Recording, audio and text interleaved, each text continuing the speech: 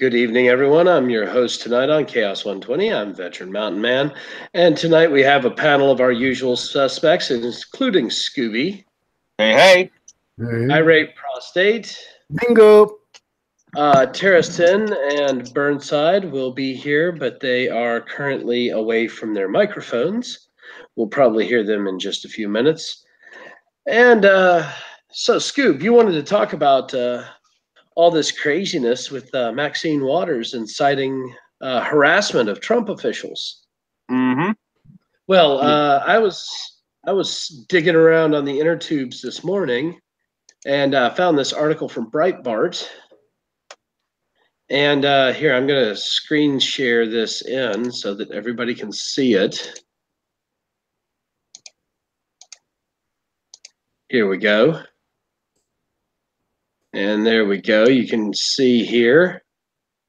Aides to the President Donald Trump are being advised to get guns and carry permits amid growing threat of violence following comments from Representative Maxine Waters, Democrat, California, and others. So, yeah, it definitely is an issue that she's doing this, and this is going to actually cause a lot of issues in D.C. However, I think this might be the push we need to get rid of a bunch of the gun laws in Washington, D.C. Hopefully. Because some Democrats going to turn around and try to challenge this and say, wait a minute, it's unfair that these government officials are getting concealed carry permits and licenses to carry in D.C. And they'll have to open it up for carry for everyone in D.C. Because the Heller decision allowed people to carry their guns through D.C. and stated that D.C. couldn't just outright ban guns. So D.C. turned around and went with a may issue technique for concealed carry. And so this could be the straw that breaks the may issue to will issue, which I would like to see. Do you guys know the difference between the two? You might want to break it down for the audience here regardless, though. Okay, yes. So a may issue state is a state or a city or a district where they get to choose if they want to issue you a concealed carry license. A lot of times they have stipulational laws, like you have to have a credible threat against your life, or you have to have a specific reason for carrying, such as, like here. Yeah. Whereas a shall issue state like Oregon or Tennessee or Georgia or Missouri or Texas, if you apply, you have a clean record and you've completed any training requirements, you will be issued your permit. And so there's been a big issue between may issue and shall issue states. California is another notorious shall issue state. Colorado went to shall issue from may issue as it started to go more blue. Illinois is another example of that. It's a may issue state, which is one of the reasons there's so many stringent gun laws in Illinois, especially in the Chicago area where our Burnside lives. Hey, Keck, how you doing? Hey, man, how's it going? What's up, Foster? Well, we were just talking about the fact that the Trump officials in the White House have been told they've got to go get their CHL and go carry guns because of all the incitement to violence that Maxine Waters did this past weekend. Yep. Well, I mean, I cannot say that I am surprised. And we were just talking about how I'm hoping that this will actually change the DC policy of may issue to shall issue. One can hope. It's just sad that this won't fix it for the whole country. You know what? No, definitely not. The thing of it is, I had come up with, I think I had told you a while ago, and I had brought this up one day with Plain Speech, and I told him my idea for how you could get concealed carry permits in New York using all the modern electronics that they have and all the other things. And he didn't like the premise of it. He said, because they can make that way. You have to do it all over the country that way if you adopt it. I said the point of it is, I said, it's a Trojan horse. What I meant by that was you're making it so there is no way that they can deny this program unless they have to say, well, it's just I don't like guns. That's the only grounds. That's the whole point of me making this proposition was to call them out on it. But it's become so blatantly obvious at this point now, since I actually even came up with that idea, that the idea is it's moot. Yep, it really is. I'm back, bitches. Hey, Tara, how you doing? So, guys, if you haven't noticed, Tara Sin did post her links to her Streamlabs and her PayPal in the stream chat. They are also in the description, and we will probably have them reposted again before the end of the stream. Please please do not forget to help her out. She needs some funding to help get her a new sewing machine so she can make it to more and have her way with Burnside.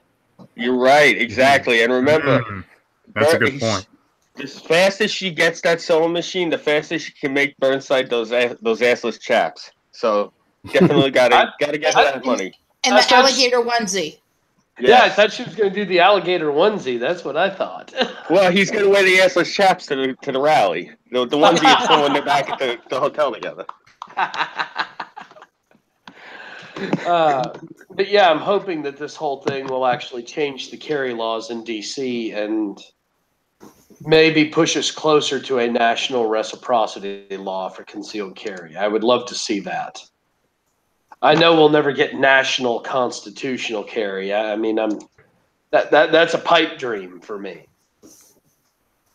But being able to carry in any state in the union, no matter what, because I got my license in another state in the union, that would be a good thing, in my opinion.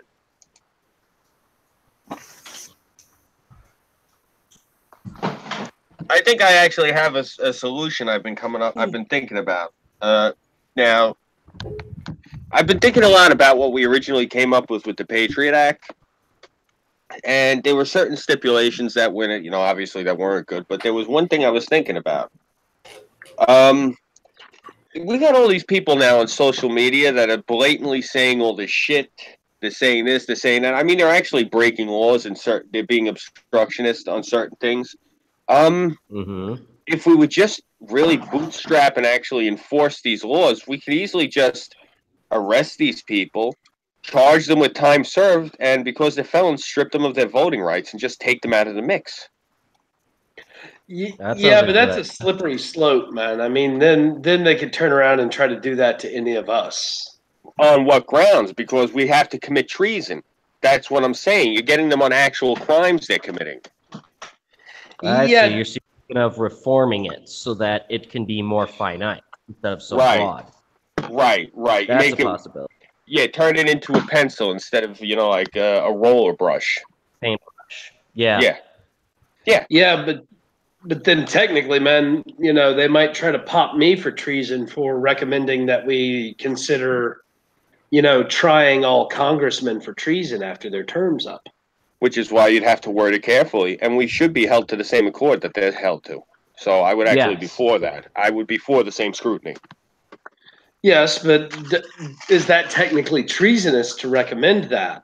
No, exactly, which is why you'd have to word it, and it would be actually good if you got brought in on that just so you could word it for posterity and it's on the books. Yeah. The way you worded it just now, recommending, that's perfectly legal, 100%. There's nothing illegal about that whatsoever because you're not demanding, you're not trying to be violent about it, you're not insinuating criminality. You're saying that I, citizen Mountain Man Jones, would like to see if it's possible if for every what was it, governor you said, or just every politician in general? Every politician that's in the federal government. All right, every federal, every government official in federal office, after they're done with their term, be held for treason. There's nothing illegal about that whatsoever because you're putting it out into open debate format, And hell, even if you wanted to, you could petition it. You know, you could go to the .gov petition website for the White House and go, you know, I, Citizen Mountain Man Jones, would like to petition that you know, these people that are in office be held for treason after they're done with their term, so that we can know who's done what. Nothing legal about that whatsoever. Yeah, I want a full audit myself. I'm fully for that. Oh, yeah. and I get that. It's just we got to be real careful with any kind of recommendation like that, because that starts getting real slippery slope. Because I know a lot of Democrats think that that's treasonous, that I would demand that politicians stand at trial. No. There's a difference between demanding and recommending. Well, yep. But see, that's the way they put it, is that me recommending that is a demand. Yeah, but see, we already have it on record, literally recorded here on YouTube, that you are not demanding it, you are recommending it. Agreed. But that doesn't mean that people won't try to misconstrue it. They can do that all they want, but it's on record right here in your own words that you recommend it, not that you say, I fucking demand this. I don't know. You can bring it into court and you can actually defend yourself, which is good, because the how the hell to put this? God damn it! I needed whiskey in my coffee. Here's how it works. Okay, you know, let's say Captain Goat Fornicator, Allahu Rape Bar, pulls you into court for, you know, Mountain Man Jones demands that everyone be held for treason because my federal fees. So you get put on trial because of their federal fees and they go and look at everything. And then you can have a lawyer, a constitutional lawyer, or like the most perfectly Semitic, superb type of lawyer to handle, you know, any type of Swiss Army legal deal. Just go, look, this is the Constitution. This is the Bill of Rights. Here's this little YouTube video here and these other backed up files of exactly what Mr. Jones is saying and how he wanted to go about this. And this is a perfectly legal format. And that quad-gender transdimensional Royal Lord Pegasus over there with the federal fifis, there's nothing constitutional about that. Go fuck her fifis very much with a sharp object. Exactly. And then there you go. You're all set, you know? That's the thing. It's naturally people are afraid to go into court because the system's crooked. And in general, everyone goes, oh, I didn't do shit. No, I didn't do nothing, man. I didn't do a goddamn thing. No, it wasn't me. Well, I went to court. When I went to court last month, I acted as my own attorney, and I just got the charges dismissed. Yep. Yeah, that's the thing. Like, you know what it was? I'm showing my age and my nerdery also in one shot here. But when I was in high school, they came out with this X-Men cartoon, and the first season of the cartoon, Beast is in jail the whole damn season.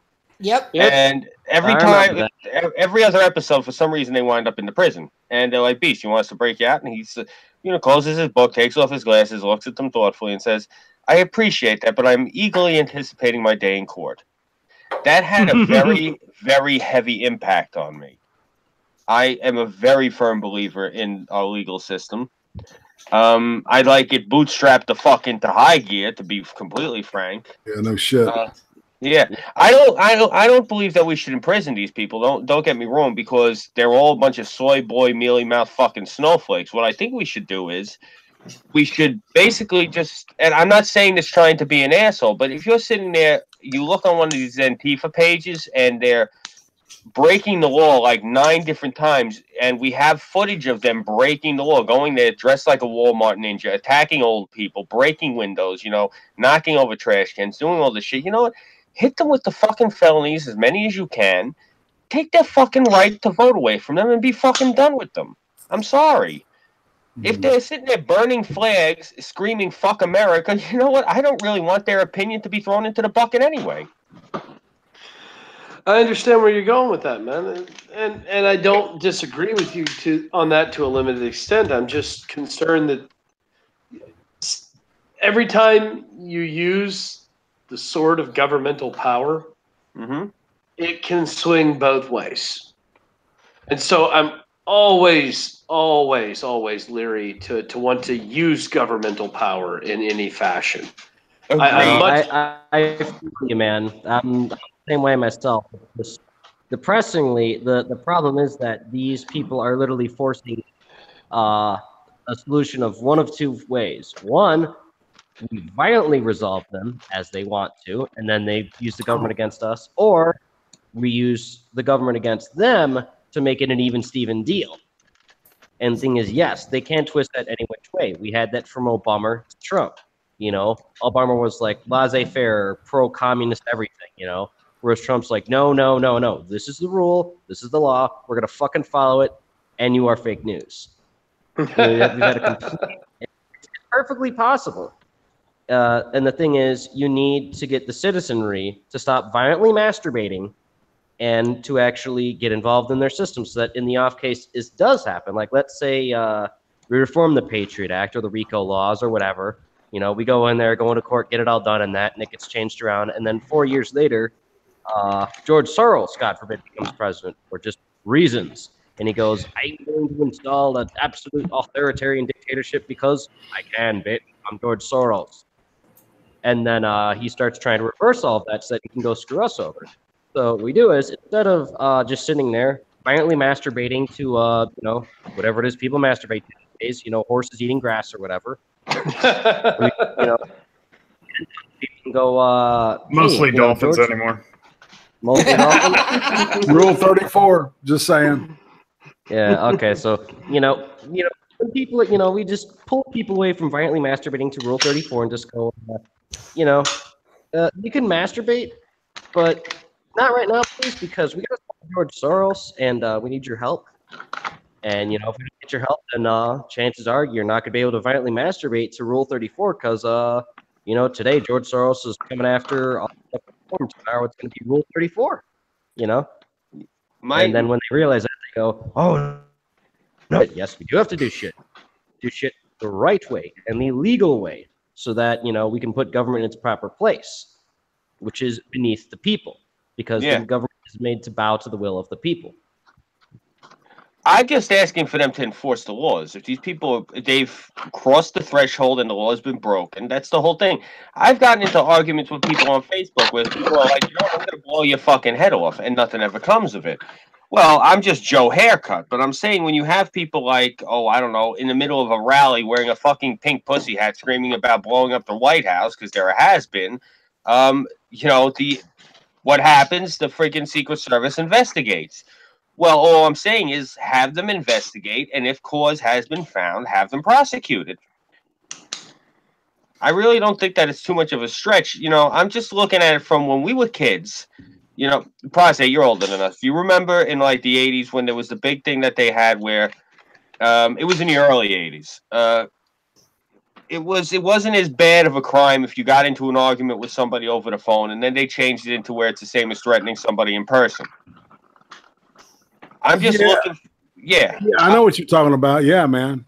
Yeah, I'm looking for them to do the same thing with like Facebook and Twitter and that sort of thing, where we can sit here and argue with each other all well and good, but if you start giving detailed like over and over, like 9, 10, 2, 3 dozen fucking times, you keep telling the same representative, I'm going to find you on Tuesday and beat you with a claw hammer while I'm wearing a red windbreaker. Well, fucking investigate it. Right. You know? Yeah. I mean, it's not too far of a stretch because the way things are right now, the CIA, Facebook, Twitter, Twitter, all the other fucking platforms and that love doing that. So regular conservatives, patriots, anybody that's not a Mao Zedong communist worshiper that violently masturbates to Rule 34 and puts a hammer and sickle on it. You know, it's easy and fair enough to just cut that in half and say, all right, even fucking Steven. You know, if anyone from whatever socio-political faction or whatever is going and saying, as Scoob said, you know, I'm going to come and find you on a Tuesday and beat you to death with a claw hammer while wearing a red Brony Lord shirt or whatever, then, maybe we ought to go and take a look at that. It's fairly simple. They have all the information at their fingertips. They just don't want to use it because communism. Yeah. Simple as that. Yeah, and again, you know, if somebody says, you know, like if somebody says a threat to Maxine Water, like Maxine, next time I see you, I'm going to piss on you. Maybe they could just look into the person. They don't have to like pull them out of their job and throw them in a fucking room and start, you know, like questioning them. You know, I'm not talking like any draconian shit like that, but you know, just keep tabs on people. That would be a threat, and if anything, it helps take people off the list and stop wasting resources on people who aren't threats. Just have a little bit more scrutiny with the social media, because that's the whole problem. That's what's causing this shit to flourish in the streets. These people are able to sit there willy-nilly and plan their fucking revolution without anybody tapping them on the shoulder saying, "What the fuck do you think you're doing?" There's no accountability. True. Can I raise to you an interesting point that it might relate back to something that you were saying, it might not. What you just said made me think of it. Mm-hmm. I was listening to an interview earlier on this week, and I forget the gentleman's name, but I know that he used to be like a commentator for SportsCenter or whatever for many, many years. Yes, I know. I watched part of it. I didn't get to watch the whole thing. Yes. Yeah, I think you might know what part I'm about to reference here is that back in let's say the 80s or so, New York was like the center of the country. That's where all the journalism was coming in. That's where all the ideas were being shared out to for the rest of the country to see. Yeah. Now, New York is a special kind of liberal. Yeah. But with the rise of social media and all this other technology, out in Silicon Valley is now right around where the center of America is. And they are a special kind of liberal. Yeah. They are really special, as in special ed. Well, and that's part of the thing, though. That's like part of the culture that's kind of been arising from just having a very social media focused worldview anymore, really, here in the United States. And a lot of these people just aren't used to being challenged because they see the internet as a sort of safe space. And for the most part, if you know where to look, it is. You know, if you go on the fucking Tumblr or some shit, you're not going to really see anybody, talking about the advantages of capitalism. You're going to see people bitching and moaning and complaining about how it's sexist for TV to be too loud or some stupid shit like that. Foster, real quick. For anybody that's listening in the greater Portland metro area, there is a case of road rage in Washington County where a white Prius driver has broken out the window of another driver and is now fleeing from the cops. What are the cops on foot? It's a Prius. Yeah, no shit. They're one of those bicycle cops. Well, it could be realistic. Everyone's gonna know where it's going because as it goes by, it goes, I'm gay. No. The ones out here go, soy boy. Same difference. I remember when they were first coming out with those in the Insights, and I actually wanted to get one, and I started looking into them, and I was horrified when I found out, there is nothing environmentally friendly about those damn things. No, they are not. In fact, they are so much worse for the environment than burning gasoline is. Yet, if you told that to one of these crazies that buy them, they're like, "No, I'm using electricity. I'm saving the planet." Wrong. Yeah. Even here in the Pac Northwest, where 90% of our electricity comes from hydroelectric, 90% of Oregon's power comes from the hydroelectric dams. Yeah. The battery production for those freaking hybrid Priuses, the making of those batteries makes it 10 times worse than in any car. The reason that they make Priuses and Insights is because they're actually under contractual obligation. The other hybrids that you buy nowadays are actually what is a real hybrid. Those things are those are first gen hybrids, but it's just, I think it was something like they're locked into a 20-year or 30-year production deal, something obscene. A buddy of mine, he's actually a diamond level status with Toyota. So he was the one he explained this to me, and he explained this to me back, and I think maybe it could be maybe 2099, that long ago, when they were first coming out with this, because he was saying that in Japan, the technology we're getting over here now, they already had over there because they're about 10 years ahead of us in the hybrid tech.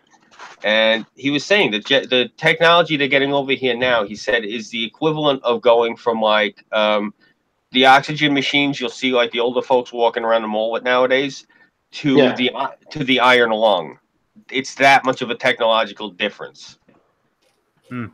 Like to driving a Prius is basically it's the equivalent of driving a Model T.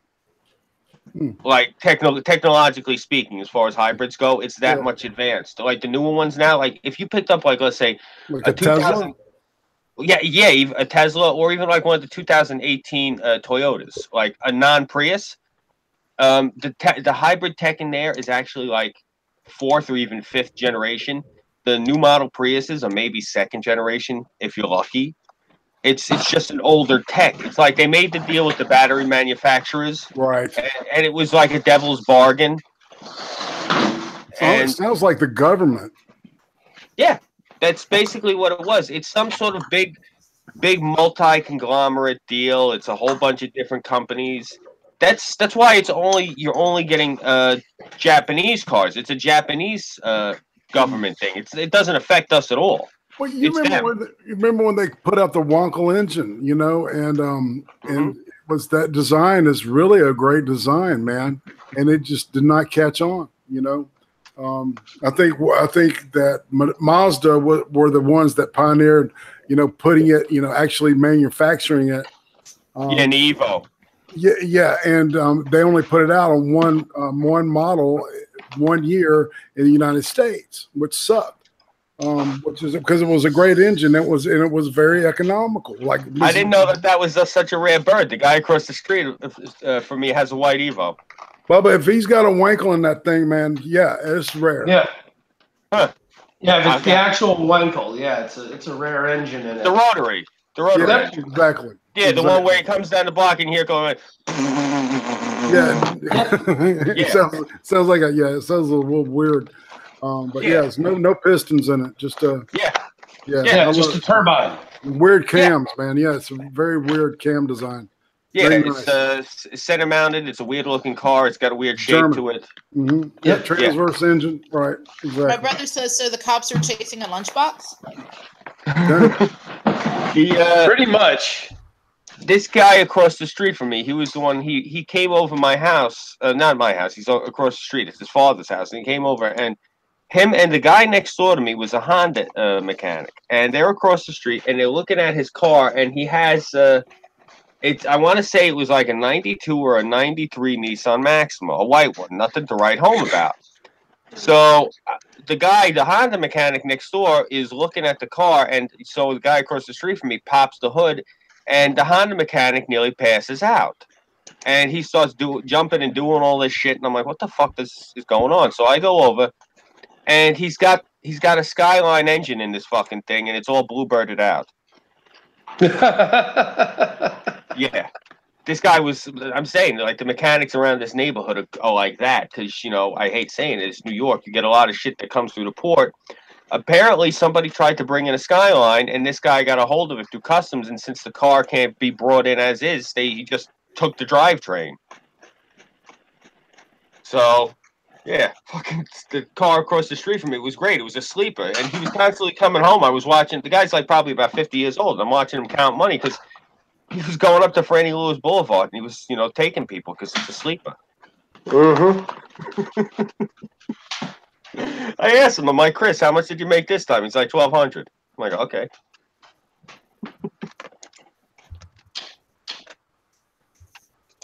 Oh man.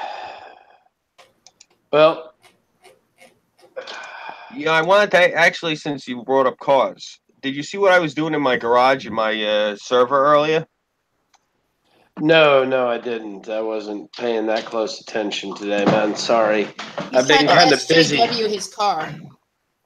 Really? SJW my car?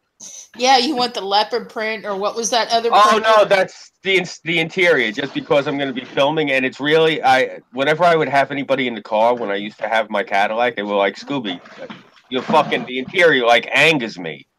Like this is the most uncomfortable fucking interior I've ever been in. So it's just me. I'm a bit of a prick. But no, the rest of it, I wanted to make the thing the most obnoxious thing. I was looking for like a 93 Ford Taurus show, the 5-speed. Yeah. what I wanted to do was, you're looking at it now probably, I wanted to paint the whole thing camouflage and put flames and a flying tiger face on the front of it. And I was... Why don't you just get that paint that, depending on where you look at it in the light, it's a different fucking color? Everyone on this block has a car with chameleon paint. For God's sake, look at where I live. So, yeah. Yeah. I mean, that'd be like telling somebody in Moscow, get spinning rims, chameleon paint, and, you know, platinum trim. Yeah, or telling them, you know, telling somebody in Germany, you know, that they need to put like a good solar baric box in their trunk and, you know, a CD changer full of house music. It's fucking Germany. That's standard fare, you know, back in a certain era. God's sake, they led the club scene. But I'm saying I'm looking to do this car up because what I was going to do was I was going to put the taxi sign across the roof. And instead of it, you know, like having advertisements, it was going to say "Make America Great Again." And I was going to put in the glass that they have from the New York taxis from that era. I could get all these parts dirt cheap. That's why I was looking for that specific one, because in that era, that's when Dinkins was mayor, all of the taxis had to have bulletproof glass because they were getting shot at constantly. So I can basically get all the parts for this thing. I can go to like any junkyard and just look for a taxi and say, yeah, let me get all the glass. What I was going to do is I think I told you about this. I was going to get a wooden pole, and I was going to get, you know, like the red the Fagram calf, Fagram. I never remember the pronunciation. I wanted to start going like, you know, pull up in front of Chuck Schumer's office, stick the fucking thing in the ground, put the cap on top of it, stand in front of it, and film the video right there in front of his office, and just go drive past like Antifa, you know, like honking the horn and shit in this fucking eyesore of a car with an American flag on the back of it, and film them chasing the car down the block. And I figured I can put like a speaker on the roof, and if I'm doing a live stream in the car on the super chat, you pay me a certain price, I'll heckle them. You pay me and I'll say, well, yeah. That's the idea I have. Tell me what insults you want me to scream at Antifa. $5 a line. Exactly. Exactly. Seriously. I got no problem doing that. I can't stand these dirty pricks. You know, I'm in a bulletproof friggin' thing. And it's federal law now. I can just keep it in first and just coast right over them if they get, you know, that standing there trying to hit the hood of my car to make me stop. Fuck you. Get out of the way. You're getting pulled under the tires. It's legal now. I was going to say, I remember that. Yeah, the last day that I was at work at this place, you know, I'd put in my 2-week notice, so it was the last day of my 2-week notice. I put a poster on the board. Well, I put up a sheet of paper. It said, "For $5, I will tell off anybody you want me to in this office." Right. And then sure enough, man, I had like two letters in my fucking mailbox later that afternoon, with each one had like a $5 bill paperclip to it. Right. And it had 2 names on it. And so I went up, I just told them to go fuck themselves on behalf of, you know, person X. I guess they didn't want. Anyway, it was funny then. Obviously not now. No. It's amusing. It's just, I swear, I can't believe people did that. Yeah, Gulf and those City motherfuckers. Says hi to us all. Hello, Gulf City. They wouldn't hire me back. Of course not. Later. I wonder why. Anyway. But yeah, so also, guys, something I wanted to talk about tonight. So the Occupy ICE in Portland has officially ended, or theoretically anyway. As of today, the Occupy ICE crowd was told that if the ICE office is unable to open in the morning due to their protest, they will be arrested and prosecuted. Finally. Good. Only took them a full week. It's funny that you mentioned that. Did you see what I put in the side chat? Let me take a look here. I was kind of bouncing through a whole bunch of other stuff. Oh, no, that's all right. I was just reading it. It's actually really good. The left has turned on Bernie Sanders. Definitely, yeah. Really? Yeah, the millionaire socialist. I mean, what the fuck? All right, Big Daddy, let's hear it. Who the hell is Big Daddy? You fool. Hello? No. The name is Dick Daddy. I don't know who Big Daddy is. Dude, you're not Dick Daddy till you get some pussy. Now let's go. Yep. And you know what, man? Considering I just had 5 women volunteer to sit in my lap, you're gonna still be Big Daddy for a while. All right, then whatever. Anyway, from the New Republic, Bernie Sanders is not the left. His refusal to endorse ICE's abolition is the latest evidence that he is not the politician that many believe him to be. When CNN's Jake Tapper asked Bernie Sanders on Sunday if he wants to abolish the Immigration and Customs Enforcement Agency, the senator was uncharacteristically vague. I think that what we need is to create policies which deal with immigration in a rational way. And a rational way is not locking up children in detention centers or separating them from their mothers, who they cannot prove are actually their mothers because they're illegals. What we need is Trump to sit down with members of Congress to work on a rational program which deals with the serious issue. Sanders wasn't the only potential 2020 presidential candidate on Sunday to refuse to endorse the abolition of ICE. There's no question that we've got to critically re-examine ICE and its role and the way it's being administered and the work it is doing, Senator Kamala Harris of California said on NBC's Meet the Press. And we need to probably think about starting from scratch. But Bernie Sanders' recitance was more surprising to his supporters and other liberals. Well, this goes back to the purity test theory, and apparently Bernie Sanders just failed the purity test. So now he's no longer leftist. He's not left enough to be left. He's not pure enough. These people are going to tear themselves apart. Yeah, I mean, seriously. The left is turning itself into an Ouroboros. Mm-hmm. Yeah, well, they did this the same thing right before Reagan got elected. It was the left, the Democratic Party was like they were fragmented, and they were kind of going at each other's throats. And after Reagan got elected, Tip O'Neill kind of like put them back together. What was left, and what we have now is what's left of what he put together, and it mutated into Schumer, Pelosi, and fucking Maxine Waters, right? Yeah, except I hate to say it, but Pelosi and Schumer ain't no freaking Tip O'Neill. They ain't no, not even close. That's the whole deal. Is they've shit over his legacy. I mean, they've shit all over it. They haven't put anything through. Tip got shit done with Reagan, man. They worked hand in hand together, and they passed bills. They got work done. They earned their fucking money. Okay. Yep. And the same thing, man, with Gingrich and Clinton, they worked together. The nuke could wheel and deal, and he was not afraid to shut down when necessary, but he also wasn't afraid to make a deal when necessary. Exactly. He knew when to, you got to know when to hold them and know when to fold them, like fucking Kenny Rogers said, man.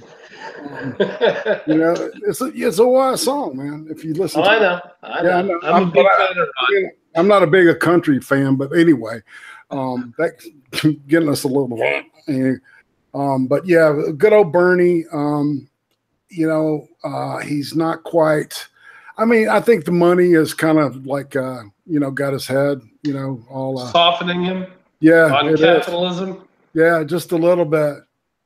Well, man, it's really hard to stay communist when you're living the high life, and becoming a communist is mean you're gonna have to scratch out a living in the dirt.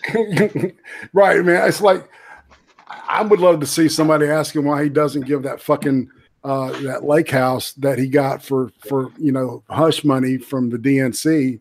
Why don't you just turn that over, and make it some kind of democratic museum or some shit, or give it to some old people, give it to some homeless people. Did you not see the reaction that happened on I think it was the Alex Jones show, or either Paul Joseph Watson? They were asking him if he was going to give up one of his houses to house refugees. Oh, really? In the Chicago O'Hare Airport, and he made his security kick him out. Get out of here. Well, wait a minute. Wait a minute. So, I mean, I bet that was funny as hell. He already knows he's a giant hypocrite.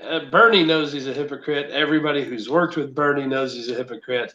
Half the Frelon country knows Bernie's a hypocrite because you can't create something from nothing. No matter how much the socialists want it to be true, you do not have infinite resources. Agreed. Which is one of the reasons I still laugh at these new economy people and these Venus program people who keep telling me, oh, it isn't communism. But when you look at it, it's fucking communism. And they're trying to say, no, AI will solve all of our production needs. AI. But artificial intelligence. So you can just use AI to farm all the farms, AI to do all the steel production. What do you think AI is going to do? The AI is going to use people. Well, to be fair, AI doesn't even work that advanced yet. Well, you know what I'm saying, though, man. When it hits the singularity, we're going to be fucking pawns and tools of the damn thing. Yep. Which is why I don't want AI going. Which is why I don't want AI going public. Exactly. I don't want AI, man. I don't either, man. I'm with Elon. I said, man, the more and more I listen to the dude, the more I like Elon Musk. I mean, he's got some weird shit he believes, man. Because his whole Hyperloop push is just it's pseudoscience. The Hyperloop is pseudoscience. Yeah. Now the heavy lifting rocket, I like the idea. Mm-hmm. I just don't know how feasible it is to get it working the way he expects it to work. Because those things are expensive. I mean, I know he's getting close, but we'll have to see. Yeah, I feel you on that too. I agree. But he's got the money, man, and it's just like.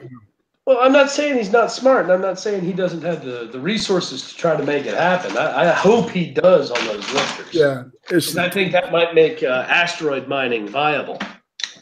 And if we can start mining asteroids, we might be able to start doing some new stuff, you know? Yep. God knows what's out there, man. You know, it might actually reduce resource strain and maybe make life move a little better for everybody. However, you know, there could be all sorts of other issues that could cause too. So we're just going to have to wait and see. I hear you.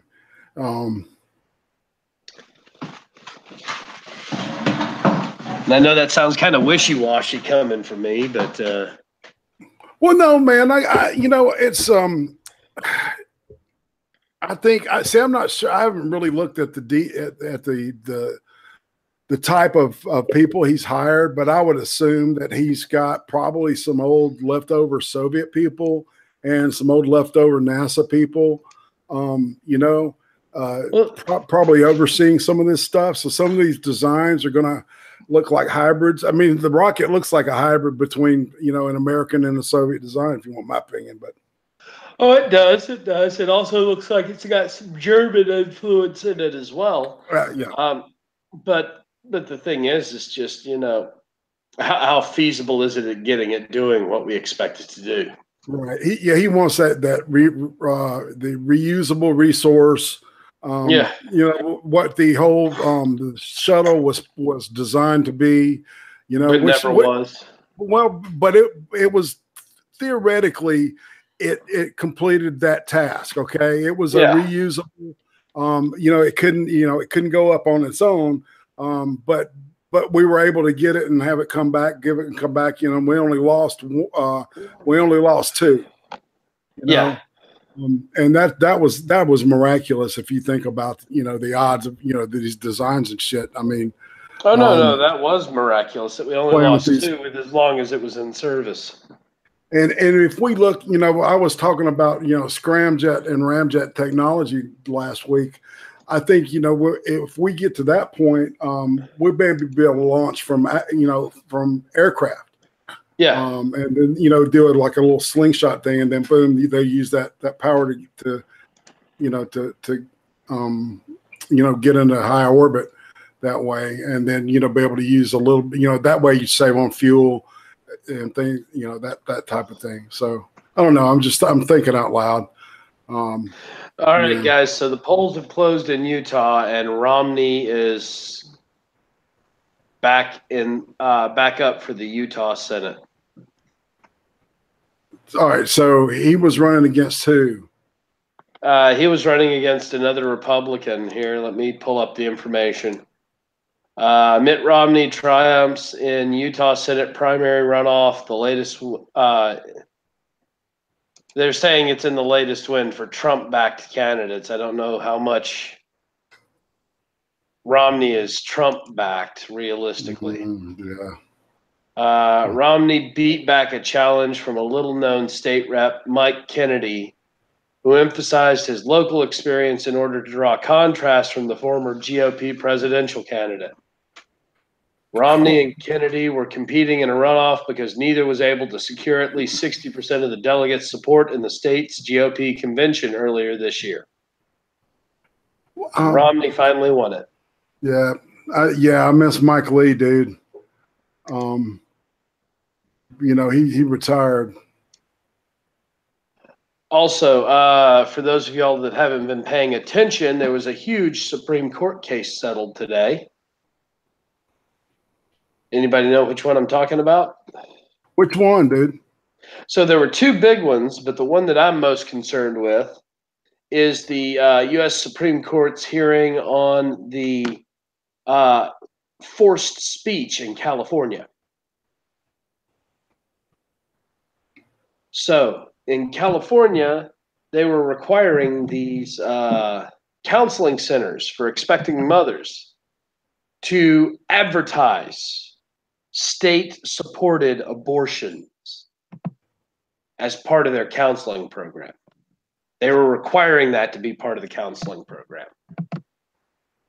And so this was a case of compelled speech, because most of these facilities that were helping these panicked young pregnant ladies were religious organizations. Many of them didn't believe in abortion. Exactly. Yeah, and they were, trying to guide them more to more, push them more towards adoption, or even, exactly, raise the kid ways that wouldn't fucking slaughter a child, right? Yeah. Well, and so this went to court because what they were requiring was that there had to be a sign up telling women where they could go get a state-provided abortion. Right. So that's definitely compelled speech. What was the Supreme ruling? What did it say? Do you know? The Supreme Court's ruling was that it was a violation of free speech to force these organizations to advertise this. Fuck yes. God, they've been doing so good. Yeah, because these facilities weren't state-sponsored. They weren't receiving state or federal money.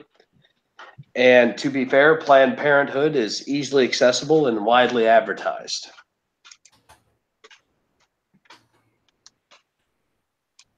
So unbelievable. They're still with this Planned Parenthood. Yeah, no shit, man. Yep. Now the other one I want to say something.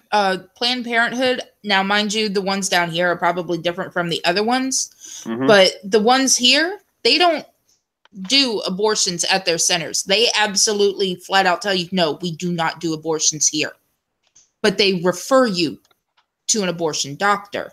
They don't pay for it. You have to pay for it. You might, they might be like, well, here's some places that might be able to help you. Well, that's in Florida. I'll tell you right now, the Planned Parenthoods in Oregon and California, they even do late-term partial birth. Now, even, I'm like, no, if you're going to go that late in it, have the child put it up for adoption. I don't disagree with you, Tara. I honestly don't like the idea of using abortion as a form of birth control, except in extreme cases. I understand a need for it when the mother's life is at risk. I understand a need for it in the instance of rape and incest. I don't understand the use of it as a first choice contraceptive. Yeah, what about, all right, what about a deterrence to like giving birth to Down syndrome? I can see a justification in that. Yeah. But it's hard, because where do you draw the line when it comes to genetic issues? Right, exactly. Because how far are we going to go into eugenics in that Okay, case? my deal is if they are not going to be able to do for themselves, completely think for themselves, and get a job, unless it's like something with me and Scooby, or some of us others that me, I'm crazy, Scooby's injured, that sort of thing, and they can test for Down syndrome and those other stuffs before time's up for what's considered right, normal late an early term abortion. Yeah. Right. They can, yeah, right. They can detect all kinds of things now, and in the future they'll be able to detect whether it will be capable of, the baby will be, have a dependent. I mean, a propensity towards alcoholism, or these other diseases and stuff. And it's like, so do we kill a potential alcoholic? No. See, if they can think on their own and everything like that, potential, one thing, definitely going to come out to where I'm going to have to spend the rest of my life wiping this child's ass. Yeah. There's completely different. So here's the deal, Tara. I've got a very good friend of mine. He's part of the pirate community. He's confined to a chair. He can't speak except through the use of the letterboard in his eyes. Was he born? He communicates. He was born this way. He communicates on Facebook just fine. Okay, yeah. He can't lift. He can't do a whole lot for himself. But you know what? He's actually heavily respected in the community, because he comes out and he participates as much as he can. And you know what? A lot of us treat him just like any other member of the community. And it makes his day when he comes out. And it makes us feel better that, he's having that experience and that capability, and he's not being treated any differently. And, so, I mean, once again, I get where we're going with this. I understand the compassionate need, but I want to know where we draw the line.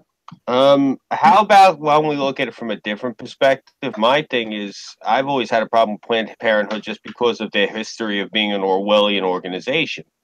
I don't disagree with you on that either, yeah, Scoob. That's the problem I have with them. The services they provide, while I don't agree with all of them, it is necessary for them to be provided in a safe and clean environment. So I understand completely where Tara's coming with this. But again, it's just, it comes down to, it's like you're getting your medical care from Count Dracula. It's just, if you could get somebody other than Planned Parenthood to do this service, I'd have no problem with a good modicum of the services they provide. Just rather somebody else other than them. That was my point. Well, and I don't disagree with you on that either. I mean, for crying out freaking loud, out here on the West Coast, Planned Parenthood does the sex education in schools. You do realize I live by Cold Spring Harbor, right? I do. Yeah. We took the field trip out there, and we got to see where the Klan had their little famous, if a black baby is born, the most humane thing to do is kill it. Yeah. Yep. I stood on that porch. So yeah. But out here in the left coast, Planned Parenthood runs all the sex education programs, especially in Oregon. Yeah. And so there's this huge push for homosexuality from Planned Parenthood. They put up genderbread posters throughout the schools, even elementary schools. Okay, that's pushing it, even for me. Yeah. I mean, it's beyond the pale. Okay, that video I did about this stuff is all being run through Planned Parenthood. Okay, then they must not literally be associated with the ones here in Florida, because mine are not this fucked up. Here's the deal. They weren't originally out here either. They got kicked into high gear recently. About 15 years ago out here, they started letting Planned Parenthood have more power. And that's where this stuff came from. Yeah, here they're only allowed to do what they're allowed to do. They're allowed to help, because I've gone to them for free, pregnancy testing, free OBGYN services. Exactly. Yeah. I'm aware of some of that they do. And, they asked me one time, they're like, if you are pregnant, would you consider adoption? That's before they even mentioned abortion. And I was like, I don't want a kid at all at this time. I was only like 18. Well, Tara, something you also got to realize is each state, what the Planned Parenthoods are allowed to do is different, because although the Planned Parenthoods get federal money, they also get state money, and they're also subject to different state laws. Now, Oregon has basically given Planned Parenthood carte blanche. Yeah, that's too far. And a lot of the stuff that Planned Parenthood is doing is stuff that was brought out of California and introduced to the Oregon Planned Parenthoods from California. A lot of it came from here, too. And a lot of it's moving east as well. You got to look at New Mexico and Nevada and Colorado and Missouri. And that's where Florida is going to be in 20 years if y'all don't take care of it. Well, I'm looking right now, and the Planned Parenthood in St. Petersburg, Florida, it does provide abortions. But it looks like that and Planned Parenthood in Southeast North Florida and West Palm, it looks like there's only 2 that do it. Yeah. So... Like I said, it might be. They have to be licensed to do that. Yeah, and that was actually something I applauded that Florida did, is put the licensing requirement in. Yeah, plus you have to have the hospital association if you perform that kind of stuff. Exactly. You gotta every 2 years, dude. You know what the requirement is out here in Oregon for a Planned Parenthood to do an abortion? Nothing. They have to have a medical doctor on staff to perform the procedure, and the facility not even just oversee it. Well, they actually have to have a medical doctor to do the procedure. Oh, good. And they have to meet the sterility requirements for an outpatient procedure operating room. That's it. The doctor doesn't even have to have admitting privileges at a hospital. He just has to be a certified doctor. Gotcha. Doesn't even have to be an OBGYN specialist. Nah, in Florida, it has to be an OBGYN specialist. See. So once again, like I said, what's happening with those organizations out here on the left coast is trying to migrate eastward. So it's good that you've got some of those regulations in place. Don't let them pull them away. Oh, fuck no. Because those are safeguards to stop the insanity that's happening out here. Yeah. In fact, out here at this point, in some instances, Planned Parenthood is being treated like a right-wing organization. That's insane. Yeah, black Democrats downtown in the black neighborhoods have protested attempts to put Planned Parenthoods in, claiming that they're killing their children. Word is bond. Well, not exactly wrong. They're not wrong, and and that's because Planned Parenthood has gone way around the bend out here. And I will also be the first to admit there are some services that they perform that are necessary. I really wish that we could find other organizations to do them instead of Planned Parenthood. Well, the thing is that a lot of the other organizations that did used to do it, at least in Florida, they got run out by the Republicans because they didn't want them to do it. I don't know. Okay, let me make this very, very clear. I've explained it to Scooby several times. Our Democrats are the Northern Republicans. What, they're thieves? They're thieves, but they are trying down here, trying to make things better, whereas the Republicans down here want to fuck us all over, like the Democrats do up there. No, the Democrats want to destroy civilization up here. That's what the Republicans want to do down here. That was I thought they never were what just I. stupid. No, I think- that's the way it works in Florida. Honestly, it's ass backwards. All right. Because, I mean, like me and Mountain Man, our politicians are actually, like heart of darkness scumbags. Yeah. I mean, you just sound like you got a lot of incompetent good old boys. That's what it sounds like to me, Tara, is that you just got a lot of good old boys that maybe need a slap from their mommy on the back of their head. Yeah, well, there's No, it's their mommy Get supporting right or them. else. there's a lot of those still alive that flipped over during the Reagan years, that were, good lifelong Democrats. And then as soon as Reagan got elected, whoop, I'm a Republican now. And then when Obama got elected, some of them flipped back to being a Democrat. So, Yeah. Yeah, I but call still. them fair weather politicians. Yep. Still, it sounds like they need some common sense slapped into them by their mother. Yeah. Well, you know what you get a lot of in Florida? Most kids. You get a lot of politicians that are coming there from other parts of the South, other parts of like the Southwest. Yep. A lot of people from further north, like you just said. Yeah, you get people from up as far away as like the Delmarva Peninsula. I mean, we had Jeb Bush for governor, and I actually didn't mind him. Yep. From what I understand, wasn't he one of your like better governors too? Oh God, yeah. Yeah. See, so you can't really blame the Republicans. I think what you got to look at is what part. I was like, a teenager, and I'm talking about as an adult. We've had Chris Christie. He wasn't too bad, and now Chris Christie is in New Jersey. He's New Jersey. We had Chris Christie as a governor. Really? Yeah. As far as I knew, he only did Jersey. I'm Googling it right now because I could have sworn we had a Chris Christie as a governor. Could have been another Chris Christie. Didn't Jersey have like 2 or 3 Governor Christies? There were 2 or 3 Governor Christies in Jersey, but none of them were. There was only the one Chris. Yeah.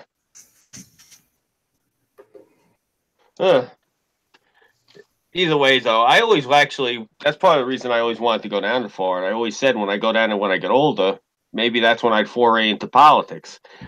Just because up here it's so damn corrupt and crooked, I figured down there it's just if you got enough commitment because you're the only person under 80, they'll vote for you. Okay, we had Charlie Crist, but everyone called him Chris. Chris, yeah, gotcha. Okay, So Charlie Chris. Okay, not Yeah, Chris Christie. Okay, we had him from 2007 to 2011. Mm-hmm. because I was just looking at Chris Christie's political record, and nothing about Florida and Chris Christie's, but I can see a Charlie Chris. And I can understand why there was some confusion because they're really close to the same name. But he was actually a decent governor. But I was in my. I'm talking about since we've had fucking what's his name? I can't. Rick Scott. Everything's gone to shit. Well, the question is first of all, does he have support from the state legislature? Not really. Then that's going to. If you don't have support from your legislature, it makes it really hard to govern, no matter who or what you are. I mean, you can govern, but you can't really fix things. Govern effectively. Yeah. Well, most of our other state officials are Democrat, and he's the only Republican. And I don't know how the hell he got voted back in because the popular vote for Florida when it came to our governor, the last time we voted, went for a female Democrat, yet he still won. I think she backed out at the last minute. Could have been.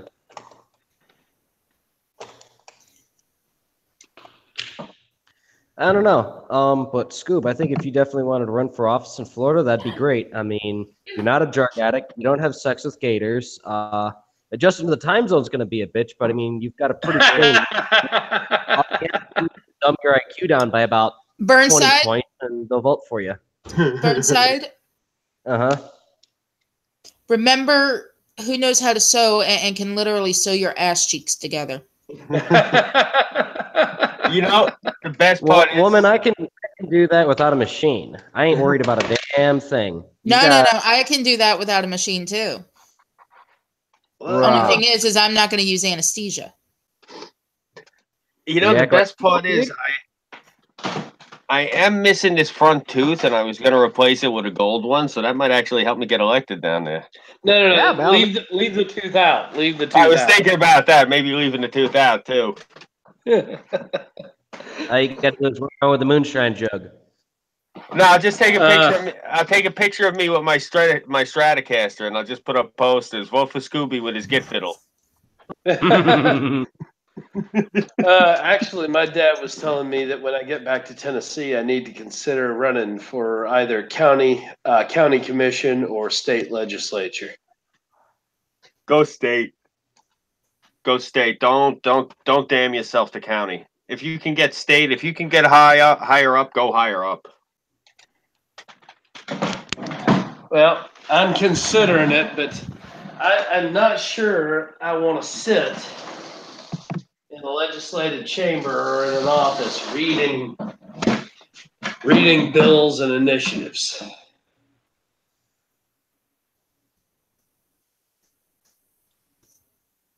I'm sorry, you broke up. I didn't catch that last part. I said I'm not sure if I want to sit in a legislative office reading bills and petitions, trying to figure out how I'm going to vote.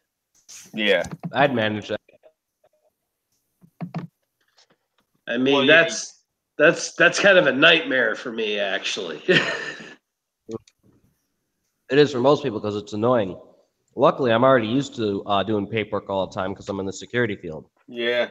So it wouldn't be anything new for me. I'd be like, all right, someone wants to petition having sex with gators. Denied. Okay, somebody wants to petition National Redneck Day. Approved.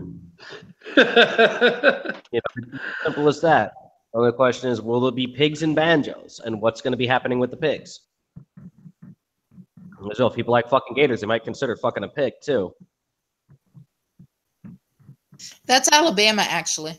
So apparently a Bronx teen bled to death inside a bodega as he pleaded for help. Disgusting. And a video made the internet, man. I can't watch it. 15-year-old, well, I don't have the video, but 15-year-old kid in New York City was brutally attacked. Man. Police have since arrested 7 men in connection to the gang-related killing. Unfucking real. This is because of that fucking de Blasio. Yep, he started letting the gangs come back in, man. The attack was done with a machete. This sounds a little bit like 18th Street style. Everybody. It's a 6. Hey, 6. Hey, 6.